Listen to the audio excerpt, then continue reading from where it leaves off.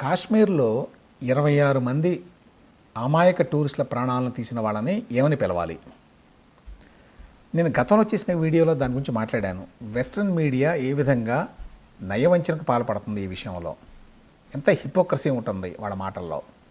BBC కావచ్చు, New York times కావచ్చు, CNN కావచ్చు, ఇవన్నీ కూడా అమాయకుల మీద అత్యంత దారుణంగా దాడి చేసి తుపాకీతో హతమార్చిన వాళ్ళని గన్మెన్ లేకపోతే మిలిటెంట్స్ అని పిలిచారు. గన్మెన్ లేక మిలిటెంట్స్ అంటే సాయుధులు, ఆయుధాలతో కూడిన వాళ్ళు. ఉద్దేశపూర్వకంగానే అటువంటి హెడ్లైన్స్ పెడతారు గన్మెన్ అని. వాళ్ళని ఏమనాలి? యాక్చువల్గా టెర్రరిస్టులు అనాలి, ఉగ్రవాదులు. వాళ్ళు అతివాదులు కాదు, వాళ్ళు సాయుధులు కాదు. ఇప్పుడు అమెరికన్ ప్రభుత్వమే అమెరికాలో చాలా పెద్ద పత్రిక పేరున్నటువంటి న్యూయార్క్ టైమ్స్ అనే పత్రికలో వచ్చిన హెడ్లైన్ని ఎగతాళి చేస్తూ ట్వీట్ చేసింది. ఒకసారి చూడండి ఏమని ట్వీట్ చేశారో. Hey NY Times, we fixed it for you. New York టైమ్స్ను ఉద్దేశించి మీరు పెట్టిన హెడ్లైన్ని మేము కరెక్ట్ చేశాం. This was a terrorist attack, plain and simple.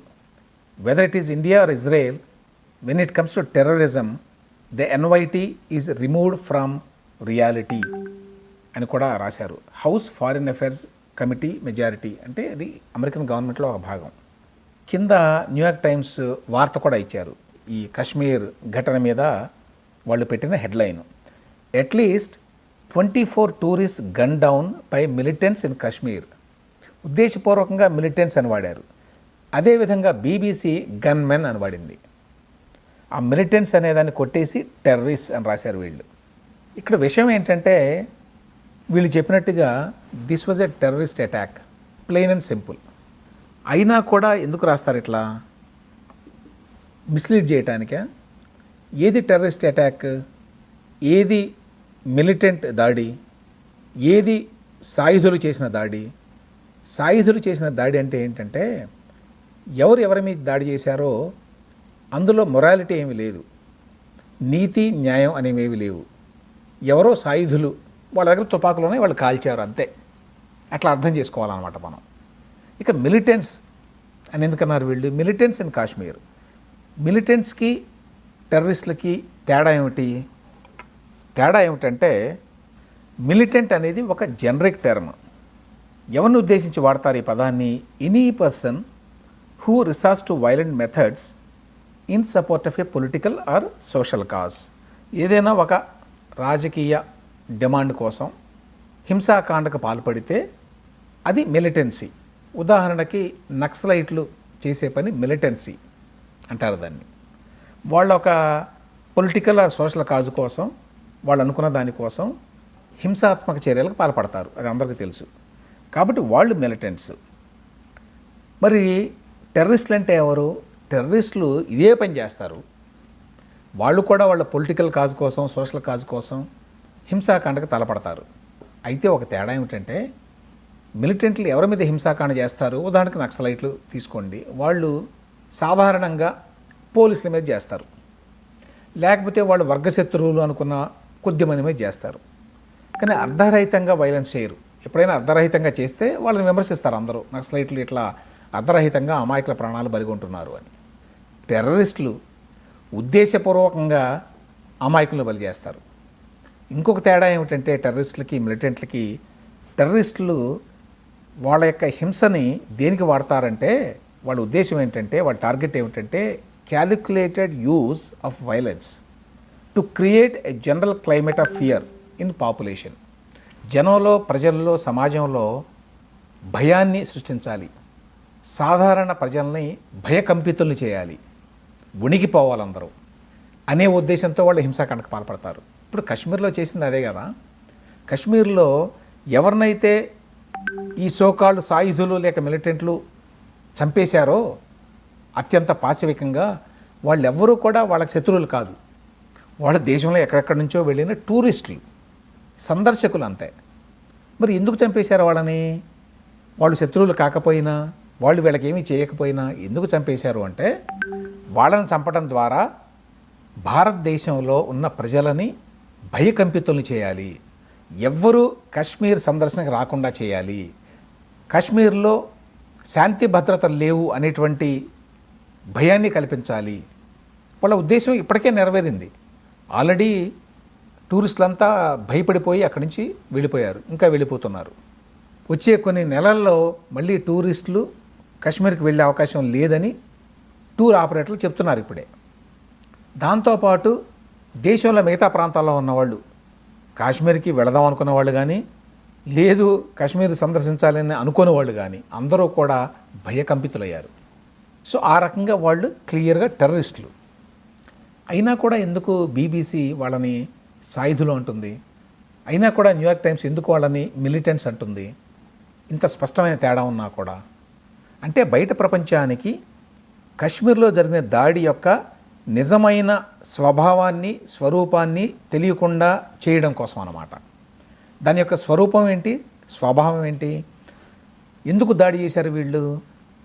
కాశ్మీర్లో ఇస్లామిక్ రాజ్యాన్ని స్థాపించాలి అనేది వాళ్ళ టార్గెట్. దాడి చేసిన వాళ్ళు ఎవరు అంటే ఇస్లామిక్ ఫండమెంటలిస్టులు, మత ఛాందసవాదులు. దాడి చేసింది ఎవరి మీద అంటే హిందువుల మీద. వీళ్ళలో హిందువులు ఎవరు అని చెప్పి ఏరి మరి వాళ్ళ మీద దాడి చేశారు. అవన్నీ పత్రికల్లో వచ్చినాయి. అది వాళ్ళు కావాలనే చేశారు. భారతీయ సమాజంలో హిందువులు ముస్లింల మధ్య తగాదా పెట్టాలి, స్పర్ధలు తీసుకురావాలి, వాళ్ళు ఎన్నడూ కలిసి ఉండకుండా ఉండాలి అనే ఉద్దేశంతో చేసిన పని అది. ఆ దాడి చేసిన వాళ్ళు ఇస్లామిక్ ఫండమెంటలిస్టులు. వాళ్ళ యొక్క టార్గెట్ కాశ్మీర్లో ఇస్లామిక్ రాజ్యాన్ని స్థాపించడం అనే విషయాల్ని ప్రపంచానికి తెలియకుండా చేయడం కోసం ఈ విధంగా వాస్తవాలను దాచిపెడతారు. అదేదో చాలా అభ్యుదయం అనుకుంటారు, అదేదో ఆబ్జెక్టివ్గా ఉండటం అనుకుంటారు. అది ఆబ్జెక్టివ్గా ఉండటం కాదు, అందులో అభ్యుదయం లేదు. అది ఉద్దేశపూర్వకంగా వాస్తవాలను దాచిపెట్టడం. టెర్రరిజం అనే దానికి ఇంకో అర్థం ఏంటంటే, ఒక దేశంలో అసంతృప్తివాదులు కొంతమంది మిలిటెంట్గా తయారయ్యి వాళ్ళు ఆర్గనైజ్డ్ క్రైమ్ చేస్తే, హింసాకాండకు పాల్పడితే వాళ్ళు మిలిటెంట్స్. కానీ వాళ్ళకి విదేశీ మూలాలు ఉంటే, దేశం బయట ఉన్నవాళ్ళు, వెలుపల ఉన్నవాళ్ళు వాళ్ళకి సాయం చేస్తుంటే, లేక వెనుక ఉండి వాళ్ళు నడిపిస్తుంటే దాన్ని కూడా టెర్రరిజం అంటారు. అందుకనే న్యూయార్క్ ట్విన్ టవర్స్ మీద జరిగినటువంటి దాడి 9/11 టెర్రరిస్టు దాడి. అలాగే ఇటీవల కాలంలో ఇజ్రాయెల్ మీద జరిగిన దాడి టెర్రరిస్టు దాడి. కానీ ఇజ్రాయెల్లో ఆ రకంగా దాడి చేసి అమాయకులైన పౌరులు, మహిళలు, పిల్లవాళ్ళని అత్యంత కిరాతకంగా దారుణంగా చంపేసినా కూడా హమాస్ అనేటువంటి సంస్థ దానిని మేము టెర్రరిస్టు సంస్థ అని పిలవమన్నారు. మీరు వెళ్ళి చూస్తే బీబీసీ వెబ్సైట్లో మేము హమాస్ని టెర్రరిస్టు అని పిలవం అని ఎందుకో వాళ్ళు జస్టిఫై చేసుకుంటూ కూడా వ్యాసం రాసుకున్నారు. గమ్మత్ ఏమిటంటే British government, European governments, America అందరూ కూడా హమాస్ అనే సంస్థని టెర్రరిస్ట్ ఆర్గనైజేషన్ అని డిజిగ్నేట్ చేశారు. అఫీషియల్గా దాన్ని టెర్రరిస్ట్ ఆర్గనైజేషన్గా గుర్తించారు. అయినా కూడా మేము పిలవమన్నారు. అదేవిధంగా ఇప్పుడు కశ్మీర్లో దాడి చేశామని చెప్తున్నటువంటి రెసిస్టెన్స్ ఫ్రంట్ అనే సంస్థ లష్కరే తయ్యబా అనేటువంటి పాకిస్తాన్ సంస్థకి ఫ్రంట్ మాత్రమే, వెనకుండి నడిపించేదంతా వాళ్లే అని అందరికీ తెలుసు. లష్కరే తయ్యబా అనే సంస్థని ఇండియా మాత్రమే కాదు, యూరోపియన్ దేశాలు, అమెరికా అందరూ కూడా టెర్రరిస్ట్ సంస్థ అని చెప్పి డిజిగ్నేట్ చేశారు. అయినా కూడా సిఎన్ఎన్కి, బీబీసీకి, న్యూయార్క్ టైమ్స్కి ఈ దాడిని టెర్రరిస్ట్ దాడి అని అభివర్ణించడానికి మనసపడవాల.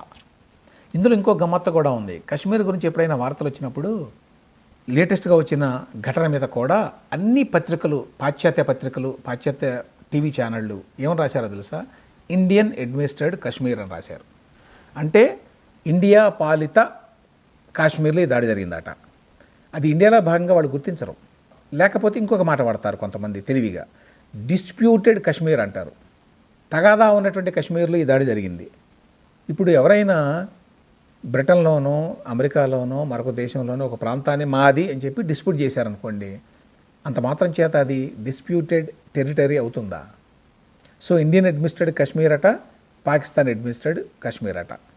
అంటే ఇండియా పాలనలో ఉంది కానీ ఇండియాది కాదు ఆ కశ్మీర్ అనేది. ఇదే విధంగా పాశ్చాత్య మీడియా ఎంతో కాలంగా ఈ వంచనకు పాల్పడుతోంది. అయితే అదృష్టవశాత్తు ఇటీవల కాలంలో ఈ సోకాల్డ్ లెగసీ మీడియా అంటారు, అంటే చాలా పెద్ద పెద్ద సంస్థలు ఇవన్నీ కూడా, మీడియా సంస్థలు, వీటి యొక్క ప్రాధాన్యత తగ్గిపోయింది ప్రపంచంలో సోషల్ మీడియా వచ్చిన తర్వాత. అందువల్ల వీటికి గతంలో ఉన్న ప్రాధాన్యత ఇప్పుడు లేదు. అయినా కూడా వాళ్ళు ఏమో మానుకోరనుకోండి, వాళ్ళు ఎలా జనాన్ని ప్రభావితం చేయాలనుకుంటున్నారో అదేవిధంగా ప్రభావితం చేయడానికి ఇప్పటికీ ప్రయత్నిస్తున్నారు. అందుకనే సాయుధుల దాడి, మిలిటెంట్ల దాడి అని రాస్తారు. టెర్రరిజం అనే మాటని ఎక్కడా రానివ్వరు. ముస్లిం ఛాందసవాదులు, ఇస్లామిక్ ఛాందసవాదులు అనే మాట రానివ్వరు. ఇస్లామిక్ ఛాందసవాదులు అనగానే ముస్లిం అందరూ కలిసి దాడి చేశారు అని అనుకునే అమాయకులు ఇప్పుడు ఎవరూ లేరు ప్రపంచంలో. భారతదేశంలో లేరు, బయట ఎక్కడా లేరు. ఇస్లామిక్ ఛాందసవాదులు అనేది స్పెసిఫిక్గా ఒక గ్రూప్ అంతే. అన్ని మతాల్లో ఉండే ఛాందసవాదులు లాగానే ఇస్లాంలో ఉన్నారు, కాకపోతే ఇస్లాంలో ఇంకా ఎక్కువ ఉంటారు అనేది కూడా అందరికీ తెలిసిన విషయమే.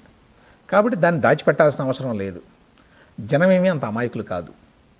ఇంత దారుణమైన దాడి జరిగినా కూడా కాశ్మీర్లో నువ్వు హిందువా కాదా అని చెప్పి అడిగి మరీ చంపేసినా, నువ్వు కలీమా చదువు, ఖురాన్లో వాక్యాలు చెప్పు, చెప్పలేవా అని వెంటనే తుపాకీ గుండుని పేల్చేశారు ఈ టెర్రరిస్టులు. ఇంత ఉద్దేశపూర్వకంగా కావాలని టెర్రరిస్టులు హిందువుల్ని చంపేశారు అని తెలిసినా కూడా భారతదేశంలో ముస్లింలంతా కలిసి ఈ పని చేశారని చెప్పి ఎవరు అనుకోలేదు. ఇన్ఫ్యాక్ట్ చాలా కథనాలు వచ్చినాయి. ఏ విధంగా కశ్మీర్లో ఉన్న ముస్లింలు, సాధారణ పౌరులంతా అక్కడ ఉన్న టూరిస్టులకి ఎంత సాయం చేశారు, ఏ విధంగా సాయం చేశారు అనేవి అదే టూరిస్టులు బయటకు వచ్చిన తర్వాత చెప్పారు. కాబట్టి వాళ్ళ ప్రజలకి ఏది మంచి ఏది చెడు అని తెలుసు. వాస్తవాలని వాళ్ళ దగ్గర నుంచి దాయాల్సిన పని లేదు. కాబట్టి ఇటువంటి ఫేక్ నేరేటివ్స్ని ఇప్పటికైనా వెస్ట్రన్ మీడియా మానేయాలి.